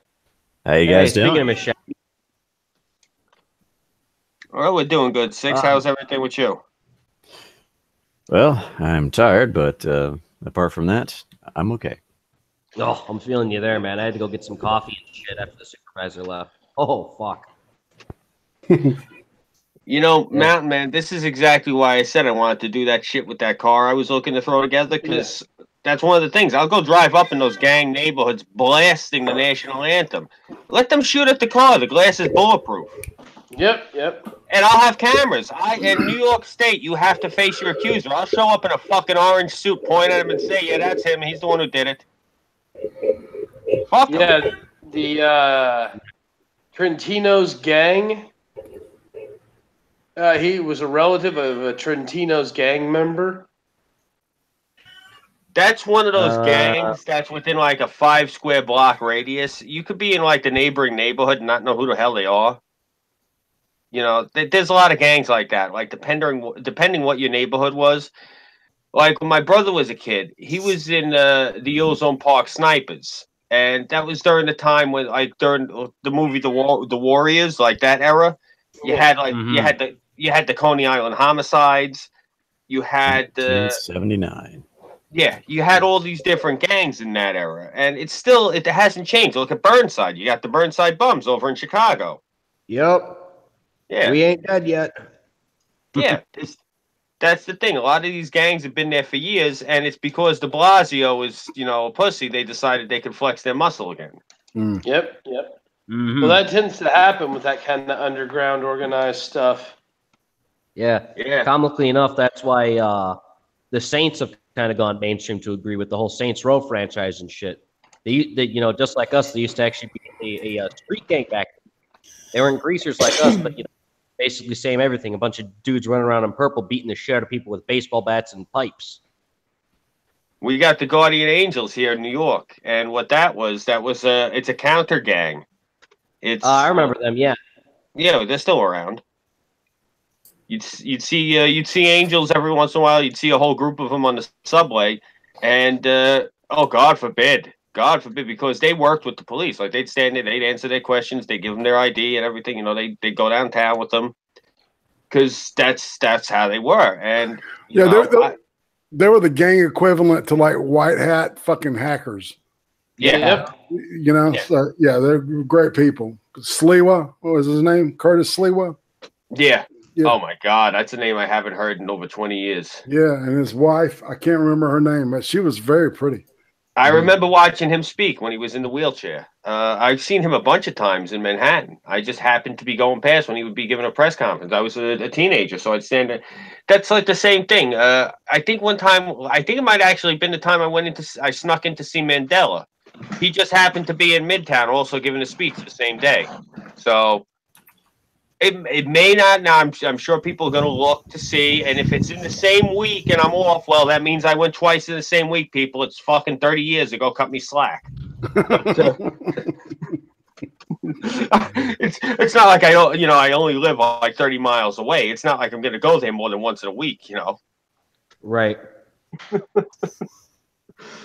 But yeah, no, the Angels. That's the thing. They label groups like that vigilantes, and my thing is this.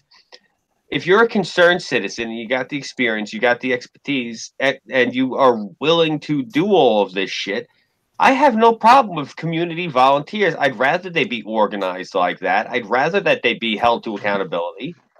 I have no problem. These guys were unarmed, Yeah. Yeah, that's why the Guardian Angels never really gave most of the greasers a hard time. It's because we were all trying to do essentially the same thing, guaranteed. Oh, we caused plenty of fucking trouble ourselves. Yeah. But, it's just us hoo-hawing around or whatever the fuck, That's the thing, they did away with it in the past 20 years. They made it where you couldn't get involved with your community. You couldn't participate. You had to be this licensed, bonded, and insured individual, which, is all well and good if lawsuits are flipping around. But really, those are the two things that went hand in hand that brought the doom to this country was the fucking lawsuits that everyone got involved in. And we became a litigation nation, man. Yeah, and then redesigning our society to counteract these lawsuits. That's where this all started to go to shit. Yeah, that's why there needs to be serious lawsuit reforms. Yeah. Oh, yeah.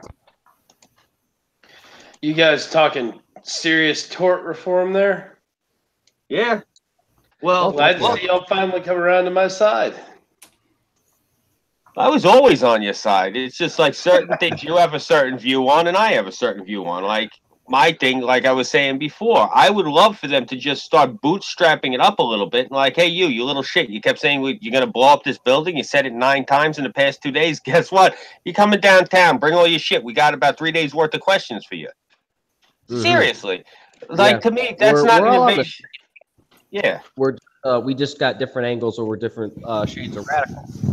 Yeah, I'll put it to you like this. I talked to somebody the other day, and they said to me, you're a journalist. Are you for Trump doing the thing with the libel he was talking about during the election? I go, yeah. And they said, why is that? I said, because as a journalist, I don't commit libel. Yeah. It's just that simple. Yep.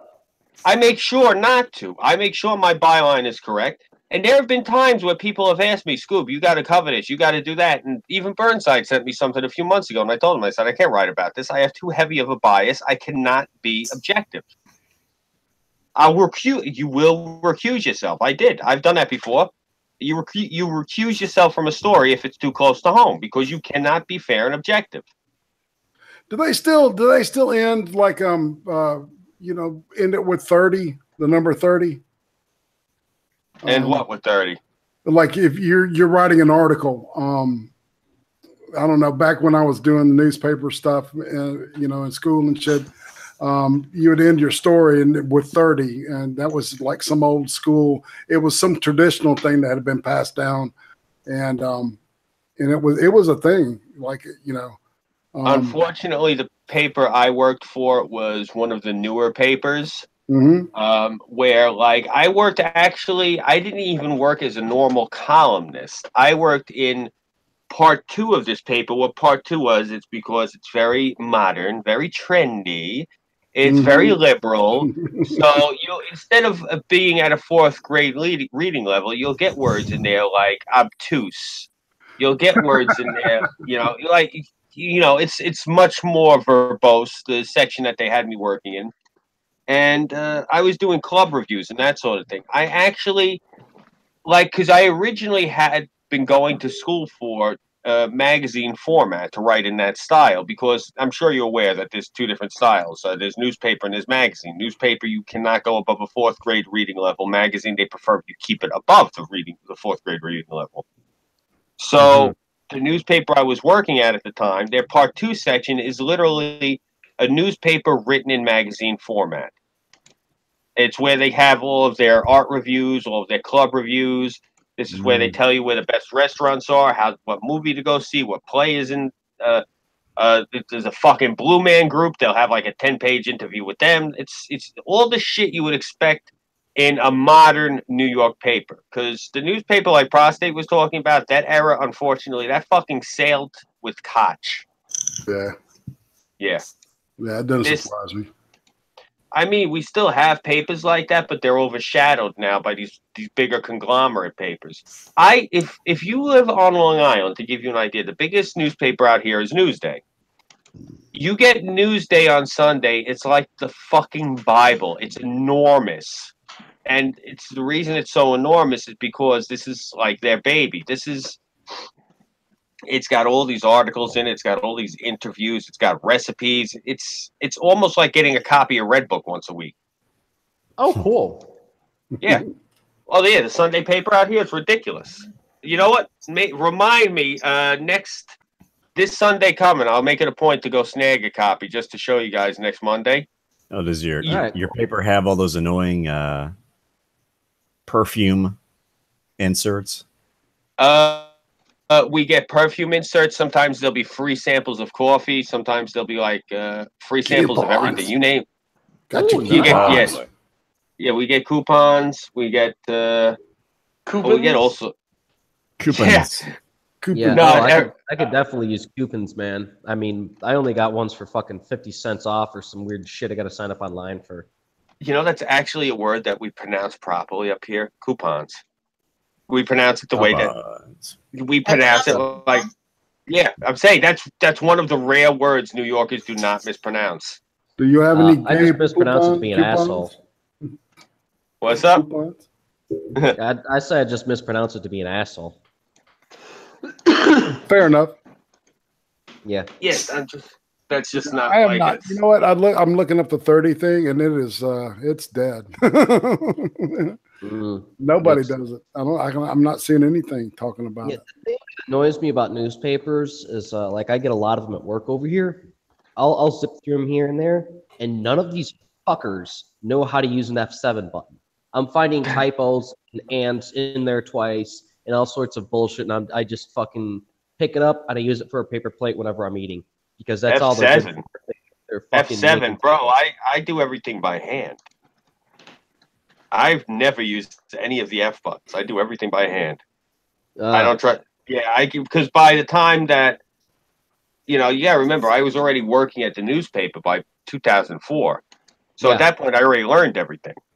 So Like I was using, I don't even think they use it anymore. I was using Quark and Quark Express were the layout programs that we were utilizing. Oh yeah, I know Quark, dude. man. You know, all of the PostScript layout systems are designed to test with Quark.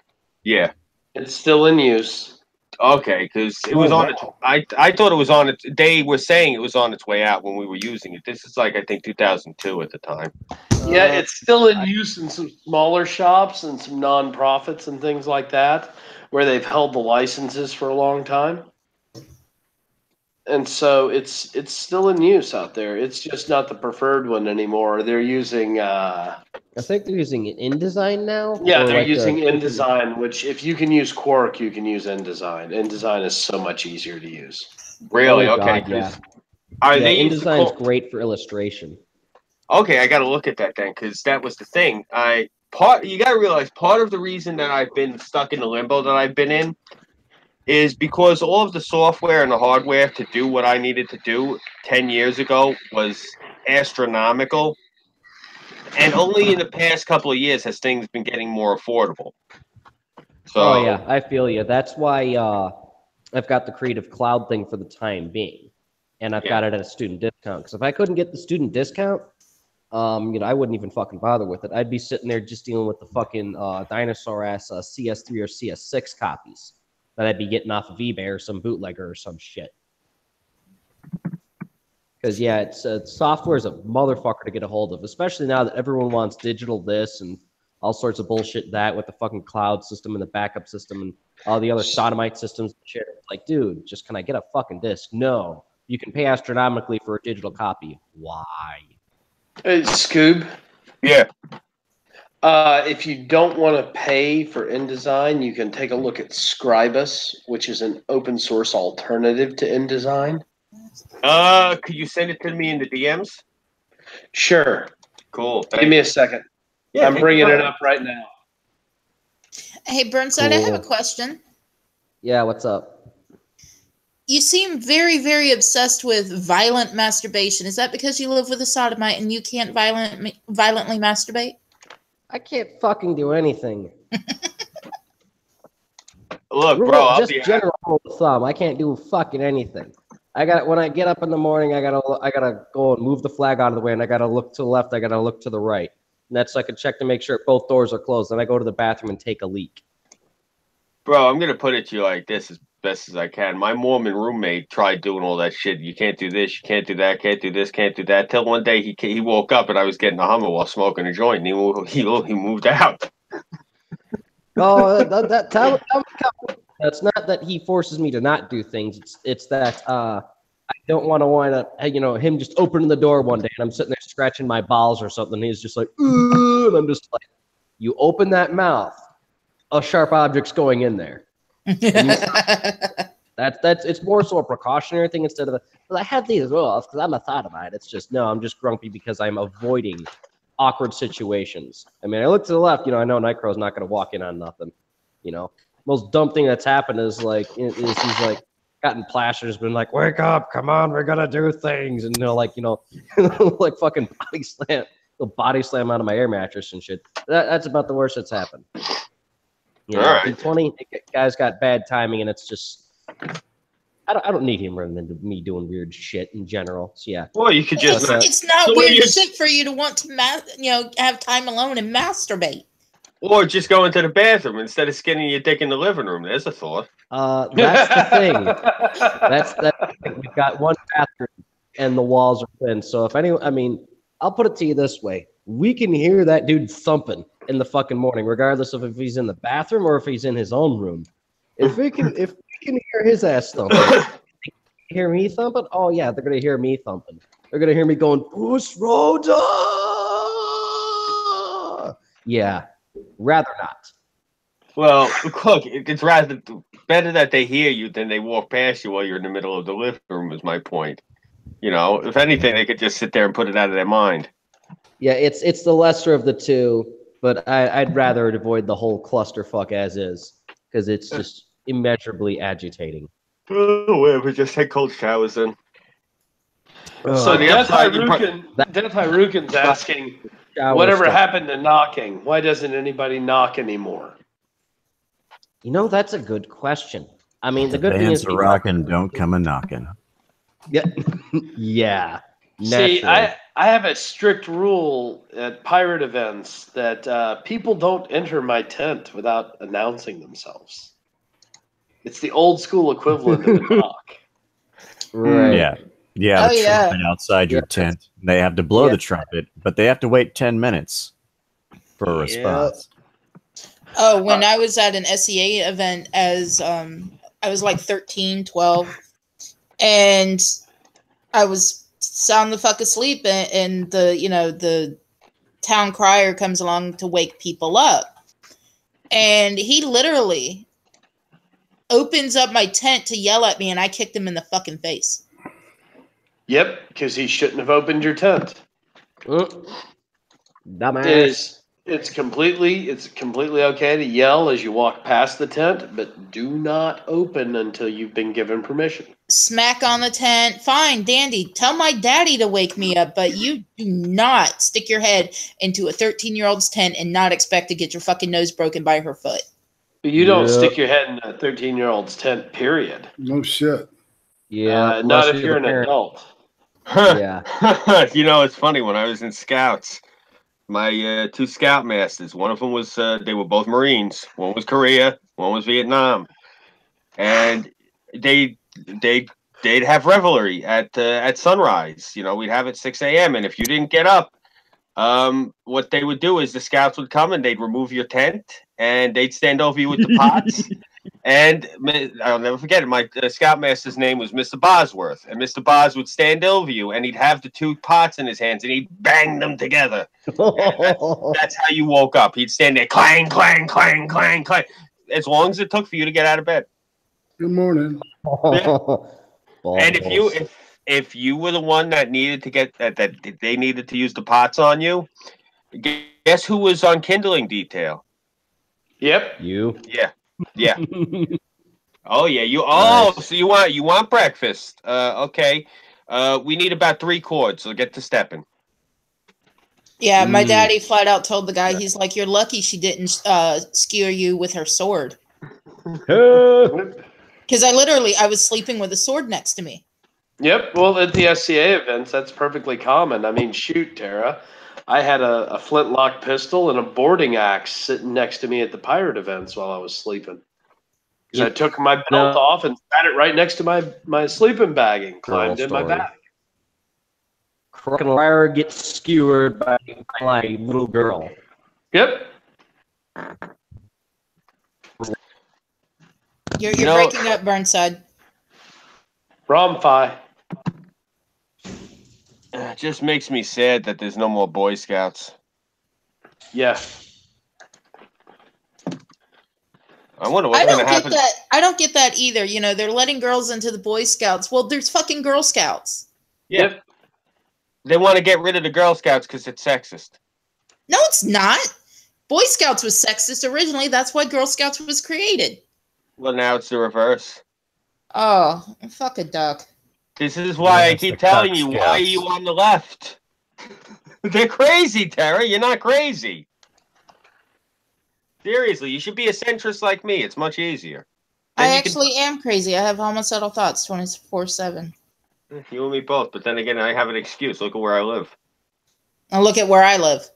Oh, yours is fine. All you have is shoeless hillbillies and very large reptiles. And way too many drugs. Yeah. I'm not gonna lie, if the cracker culture down in Florida is amazing to me, but other than that, I really do like that state. I really do. That's one of the reasons I want to move there. You know? I don't know. I mean, I can't take the cold up here in the winter no more. I feel you on that one, man. I'm tired of heavy cold too, but can't take it. I need the heat. That's why we're trying to get down there. That's the thing. I'm trying to look. Hell, Tara's interested, and I told her if you can get Burnside, they can move here. She wants to move to New York. Fuck it. I said I'll rent my house to them. I have my basement. I can convert the basement to where I can like have it as a little landlord's cubby when I come back up here in the summertime. I don't need I don't need space. I'm used to being in a small area, so that's fine for me. And like, if I'm going to keep this house in New York, why the fuck am I going to keep a house if I'm not here? I'd rather rent it out and literally convert it into part of the basement into a studio apartment for myself when I get back here. That's it. A bed, a bathroom, and a little kitchenette, and I'm good. I'm golden, you know? Maybe a separate doorway for the bedroom. That's it. That's all I need. My brother just sent a roommate story. Oh, man. One of my friends had a dorm mate from the Ivory Coast. Don't know his name, so we'll just call him Clock Clock, Ugandan click. Once he caught Clock Clock lying on his bed, he said he was suddenly tired. He was really after my friend's Mountain Dew. Then later he heard a loud crinkling like from wrapping paper. He goes to Clock Clock's room and sees him jacking off with a pack of ramen. Oh, dear Lord. I wouldn't have investigated. Dear Lord. I had a friend of mine, Chinese kid I knew, and I remember once we were all up snowboarding up on Hunter Mountain in upstate New York for New Year's Eve, actually. And everyone was like, yo, come here, come look. And this poor bastard was, I mean, dead asleep, snoring, mouth hanging open, drooling like this, but jerking off feverishly in his sleep. He's so lucky at that time that camera phones weren't more prevalent. I mean, because this guy was really, he was going to town polishing the one-eyed gopher, but he was completely unconscious. I was gonna say he had his wizard staff in one hand while fast asleep. Yeah. Sitting there working it like it was no tomorrow. Everyone's screaming, yo, come check it out. He's asleep, but he's churning butter like it's going out of style. He was memorizing his spells. His girlfriend's yelling at us, telling us all to get out of the room. Like, what, are you fucking kidding me? This is great. He's trying to recover his mana. This guy's fucking snoring and hitchhiking under the sheets. I loved it. Well, I had a roommate one time that decided to bring some company over, and it was in the middle of winter, so me and my other roommate, Gaia, we were sleeping on the fold-out couch in the living room because we would use the fireplace for heat instead of using the heater in the house. And I'm laying asleep on the bed, and he like moves my hand, which wakes me up, and then decides to cover me up with a blanket. And I'm like, what the fuck? You just woke me up. He's like, oh, well, you had your hand in your pants. Because I have an upset stomach, dumbass. Because I looked at my friend Gaia, and I'm like, was I doing anything? She's like, no, you were just laying there asleep. Those are those crazy Christians. You know, we have that phenomena out here. We had it a few years ago, but I mean, New York drivers, I guess they learned to stop doing that to them. What these Christian drivers would do is they would go and they would get in front of you, and then they would slowly slow down to make you go the speed limit. Oh, for fuck's sake. That's how you cause traffic accidents, man. Yeah. Christian drivers. That's the phenomena we had around here. It's the same thing like she's talking about. You'll be asleep, and it would be one of these, you know, these Bible-toting weirdos, you know. And I say this because you have to be a weirdo if you're going to go bother somebody because they're asleep with their hands in their pants. I've seen this happen a few times at the bar, and I had to diffuse the situation because, one, why are you in a bar? Isn't that supposed to be a sin if you're like that pious? But they'd be in there, and like a person would be like, you know, asleep outside on the bench, and the guy, you know, he's sitting there and he's got his fucking hand on his package because the guy's drunk and he's asleep. And, you know, oh, you were doing impure shit in your sleep. I'm watching the guy looking at me. He's like, I'm scratching my balls. The fuck's impure about that? Yeah. But, gotta scratch your balls, man. It comes down to, this is, you see, the same thing with the Christians in the 90s when they were shooting up the abortion clinics and doing all that zany shit. You're having the same problem nowadays with the Muslims walking around telling people, hey, you can't drink in the park when it's you and your friends with a, you know, case of beer. It's moral busybodying, and it's really, you should mind your fucking business. Yep. You know, Look, I used to tell this to the Christians when I would argue with them. Like, look, according to your belief in the enraptured, when the shit hits the fan, you're gonna be saved. So don't worry about me. Yep. Yep. Mm-hmm.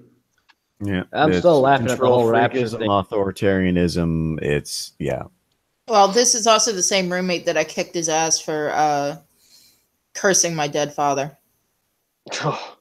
Oh, damn.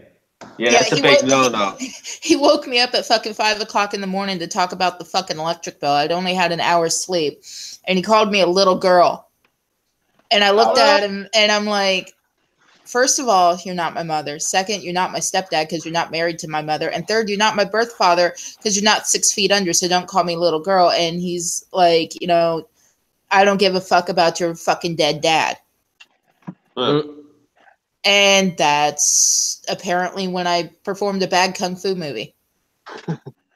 And this is according to Gaia.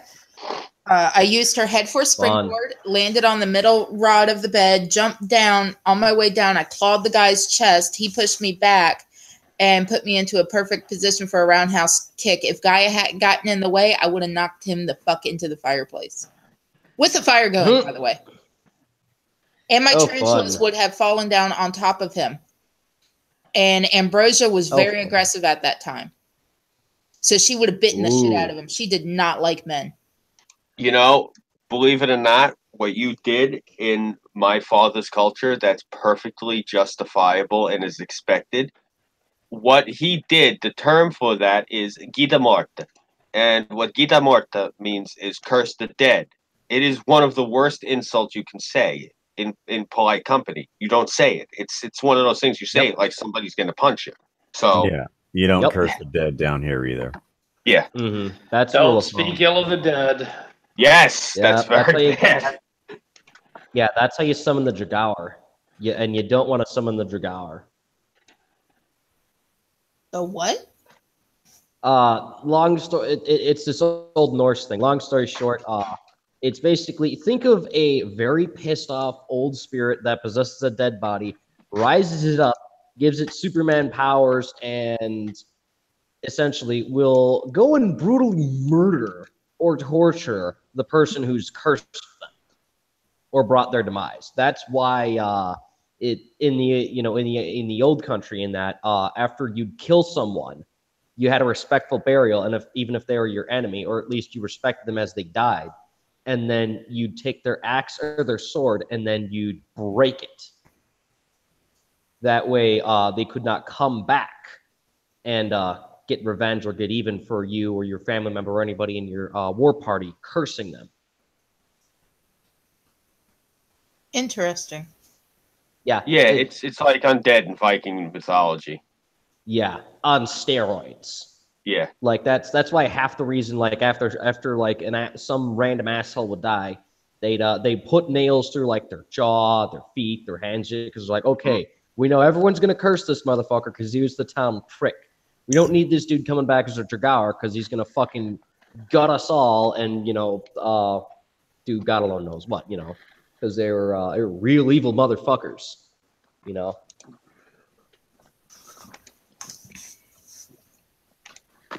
Yeah, I think everyone has a belief system like that. Yeah. When my mother, it's scared. It actually is unsettling. She'll tell me when she sat with her father when he was dying, he was screaming up and down, swearing about how he was looking outside the window and he could see the coach waiting for him. Because the Irish believe that the funeral coach comes to where you're going to die, and he said the coachman's looking at me. Yep. Yeah. Nice. This is the thing. He wasn't like delirious. He didn't have a fever. It was just like how we're having a conversation, and he kept saying to my mother, because he was Irish, and he kept saying to my mother, "Happy Jesus, man, the coach is here. It's out the window. Look." And she's like, "Dad, there's no one out there." No, man, look, he's looking right at me. And the old man died that day. Well, at least you got carried to heaven, man. That's good. I hope so. He was Catholic, so who knows? Yeah, if he's the coachman, if I remember correctly, was the one that took you to heaven. Yeah. And then it was the Reaper that took you to hell, or the fairy, or some adaptation of the Ferryman, where it was more or less the Irish with the Irish, the Grim Reaper. Oh God, I know the name too. Fuck. God damn it! It's my Gaelic is horrible, but I know the name for the thing, and that is That's all right. it is originally an Irish thing. It's the first person buried in the cemetery in the town. That's what the name for this thing is. It's in Gaelic. Yeah, that's the person who drags you to the Netherlands. The Netherworld. The Netherlands. You wear wooden shoes and you have Heineken. And the Allahu Rape Bar now. Yeah, I'm mixing up the Netherlands with hell, and like you said, at this point, it's not too far gone. But I think that's actually that's that would be funny as hell. The Reaper just drags your soul to the Netherlands and go, there you go, sticks you in a random goat. Wait, why the hell? Really? Goat? Yeah, really quick. I just want to mention something that Death Harukin said. Abdullah Hain. No, Abdullah Hain is actually a headless horseman. That's the proper name for it. Abdullah Hain is a horseman that just doesn't have. Look, the headless horseman in Sleepy Hollow was actually based on the Irish myth. Sleepy Hollow is actually upstate New York. A lot of Irish settled there. That's why that myth, flourished up there. Yeah. Yeah, but I was gonna say I'm actually starting to fall asleep sitting here. I've been up since 5 a.m. I think I'm gonna have to hop out, guys. I'm sorry. Not a problem, Scoob. I feel you on that. I've been up since 2 a.m. out here, and it's starting to get late as well. Yeah. Oh, Scoob. Hit me up in Discord for a few minutes before you do pass out. There's a few things I need to go over with you before you go and call it a night. All right, start writing them to me now, because I'm gonna start getting ready for bed. All right, we'll do. I think I sent a few of them before I went on my rounds next, but I got to go on my rounds here now. But I want to let you know before I go off and I miss you and all that stuff. So a couple important things need to iron out in that. Okay, you got it. All right, so yeah, if anything, I'll talk to you guys tomorrow, and good night. Night. Take it easy, buddy. Yep, All later, right. guys. All right, yeah. Oh. Sorry I've been so quiet. It's just... You've had a tough week, man. You've been trying to get all the scheduling redone. We understand. Yeah. Oh. So... Gosh. Yeah. Man. But yeah, anyhow, we've got... I hate to say it, but realistically, I think these two decisions that were made today by the Supreme Court of the U.S. was probably a good idea. And I don't know how we got so sidetracked off those. It's because it's Chaos 120. You expect anything less? It is. I mean, the chaos must incur. We're like an autistic child with a roll of with a roll of duct tape and bubble wrap. Yeah. And one of those things that just spin in your hand and makes a clacky sound. Yeah.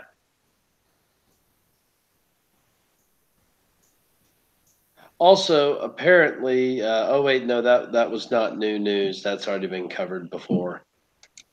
So anybody got anything else they want to cover tonight? I really didn't see much. Well, here's a news flash I just got. Grace Pauline Kelly, that's Winona Judd's daughter, just got an 8-year prison sentence. Holy What shit. the fuck for? Hang on. Meth? Has been sentenced to 8 years in prison after violating probation in November. According to Radar Online, the country star's 22-year-old daughter has landed herself in an 8-year prison sentence in West Tennessee State Penitentiary after leaving a drug recovery program last year and violating her probation. Yeah, you don't leave the program. You stay in the program. Yep. You got to do your thing, man. She has had a long history dating back to 2015 when she was first arrested in a Walgreens in Nashville. Walgreens. A Walgreens. Cops Seriously. caught Kelly and another man, Richard Wilcott, in a car with an improperly installed license plate in the parking lot of the drugstore. During their questioning, Oh shit. pseudoephedrine and a receipt for Coleman fuel were found in a bag that had been thrown outside their car.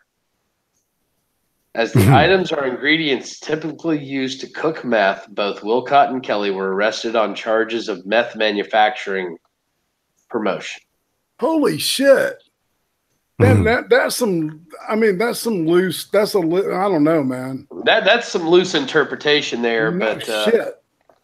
a year later, Kelly was arrested in Alabama and was cited as a fugitive from the law. In God. May 2017, she pled guilty to cooking and selling meth. And though she was originally supposed to go behind bars for almost a year, her sentence was changed to a probation after only 30 days behind bar. Kelly was released the following month from Wilson County Detention Center, and she continued her court-ordered drug program, but has since broken her probation. Yep, she's got a fit of the stupids. And hey, maybe 8 years behind bars will we'll finally get this chick to sober up. I doubt it. She's going to be in West Tennessee State. Ooh. That's where they send all them criminals from Memphis. There's going to be plenty of fucking meth in there. Yeah, her mom had a bad problem, and she finally got clean. She's been, so that's probably why she was not getting any kind of legal or financial assistance. It sounds like to me that she was, they probably had cut her off and shit. So yeah, I remember seeing both the Judds on.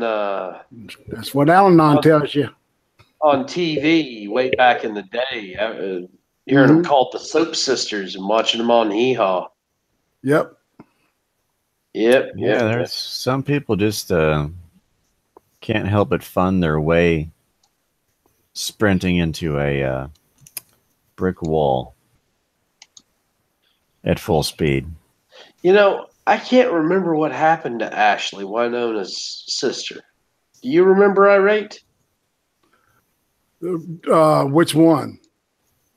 Her sister that she used to sing with on stage. No. Winona.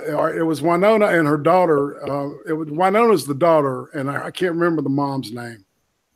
The judge. Ashley.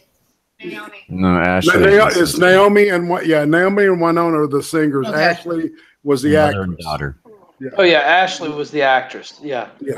Yeah. So what happened to her mother? Why haven't we seen her in a while? She had liver problems, and I think she had Hep C. And shoot. Okay, well that would explain it. Yeah, Hep C back in the 80s and early 90s was not a good thing. I don't think she's alive. Yeah, she probably isn't. Let me look at it now. Naomi.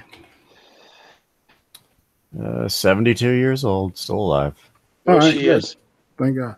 Well, good for her. Well, I guess that's just not a good day for the Judds, though. No. Well, it's like their whole. I think the mom's an alcoholic, and had eating disorder shit too. So it's just kind of in the genes and shit. Substance abuse running in the family. Yeah, imagine that. But it really does. Runs in my family on both sides and shit. You got to be careful about that. I'm one of them drunks.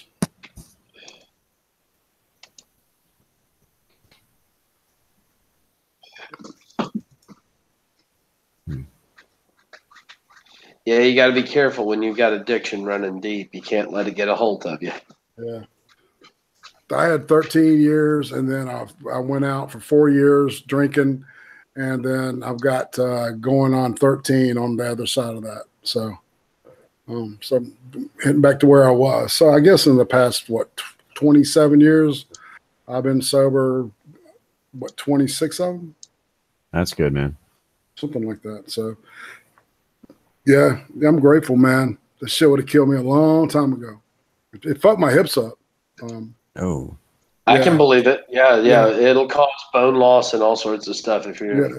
Well, you know that thing like Bo Jackson. Y'all know who he is? Yeah, I remember Bo. Yeah, Bo knows this. There's Bo only knows two that. ways. There's only two ways you can get this disease that he got, and one's alcohol and one's steroids. And if you looked at me, you know I'm not rocking the roids. You know, because I'm not carrying a 6-pack. I'm carrying a keg. You know what I'm saying, man? So, yeah, I'm down to a little party ball. I've been cut. you look good, man. Yeah. He's a sexy beast, y'all. Especially the girls in Nash Vegas. Get ready. He's coming. Nash Vegas. Yeah. I don't think them girls in Nash Vegas are gonna know how to handle me after I've been out here this long. Yeah.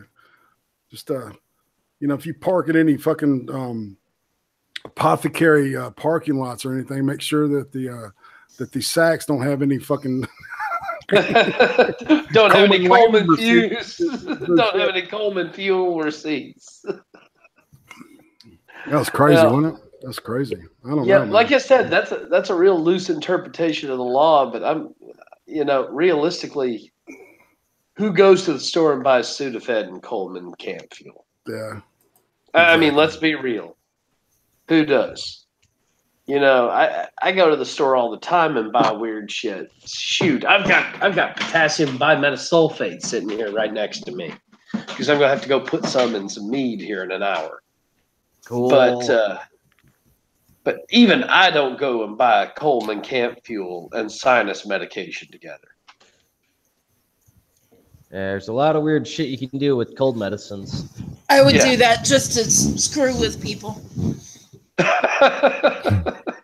I'm also the type that would go to Walmart and buy like a shovel, rope, duct tape, trash bags, just to fuck with people. Mm-hmm. Well, if you're gonna do that, make sure you buy some lye with it too, hun. And a machete. Yeah. And a book of crossword puzzles. No.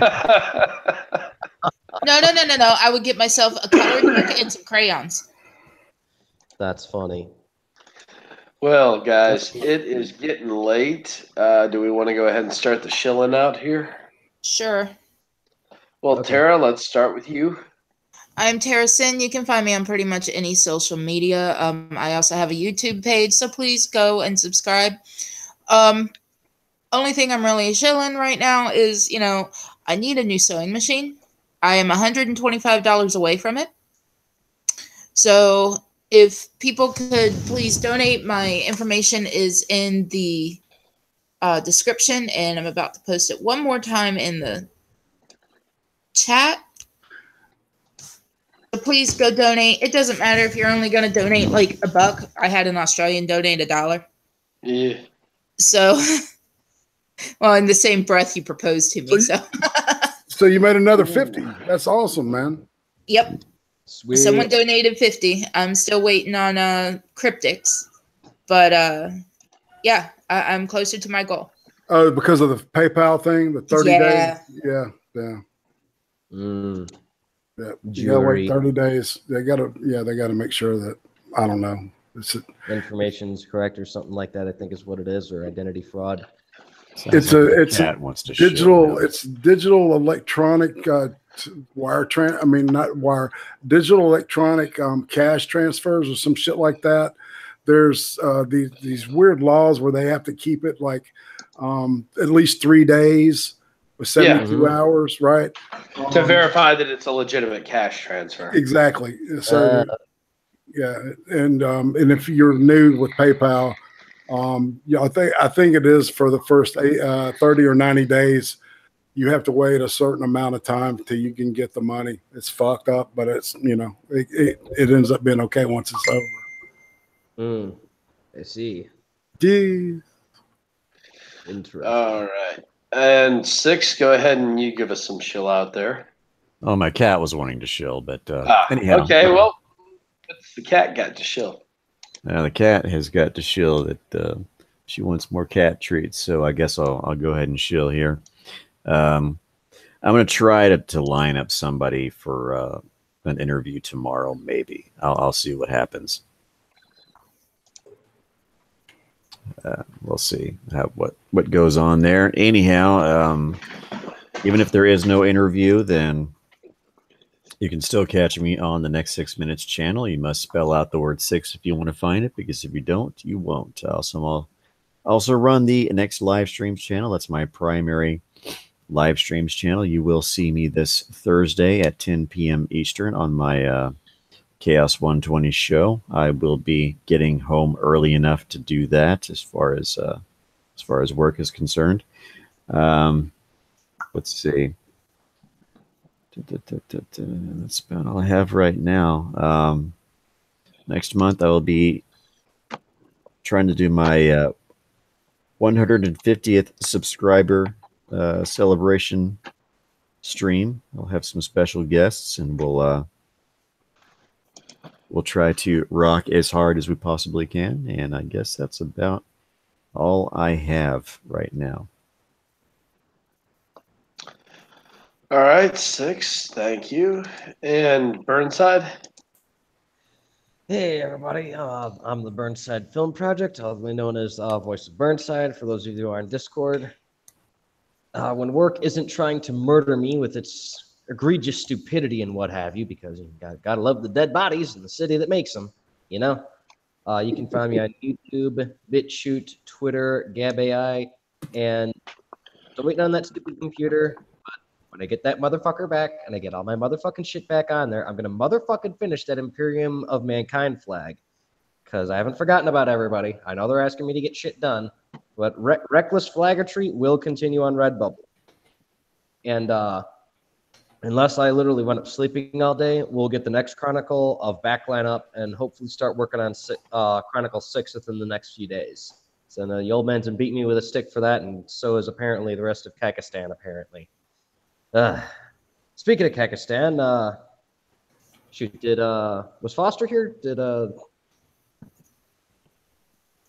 He left. He did? Oh, all right. Yeah. Chilling for him too? Go ahead, show for him. All right, cool. Speaking of Kakistaners, my buddy Dick Daddy Foster, also known as Messiah of Kek, also known as Foster Perry, also known as He Whom Has Big Green Balls of Fury. He's got some fun dolphin fornicating insanity going on. Just type in Messiah of Kek on YouTube. You'll be able to find him. I'm not entirely sure of his, I think he's on Minds and a couple other platforms. He's on Minds and Twitter, at least. I know, because I've got him followed on Twitter. Yeah. Okay, and that's, what was it, Messiah of Kek? All one word or underscores or something like that? Something like that. Yeah, okay, something like that. But yeah, just look for the guy that's going on about dolphins raping people and all sorts of insane, crazy, batshit stuff. And it's very entertaining because Kekistan is never boring. Never, thank God. Unlike the real world? Yeah, unlike my job. Fucking 12-hour shifts. Anyways, I'm being a jagoff. That's about it. I'll just let you all know how shit goes. Well, and of course, you should all know me by now because you're on my channel.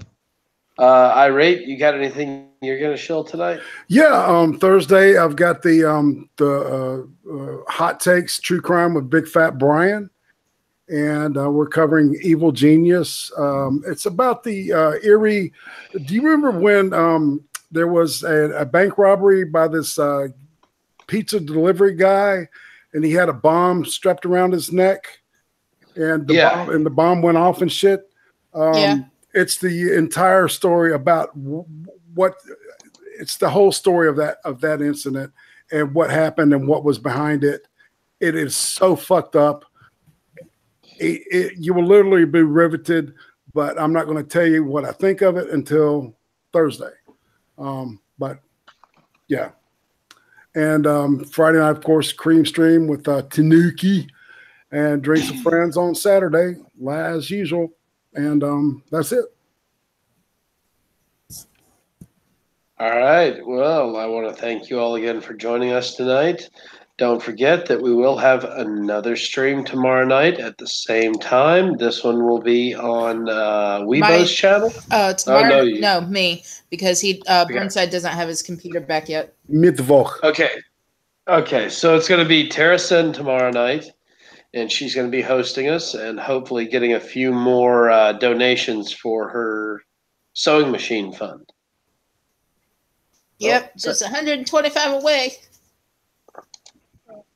Well, thank you, everybody, and good night.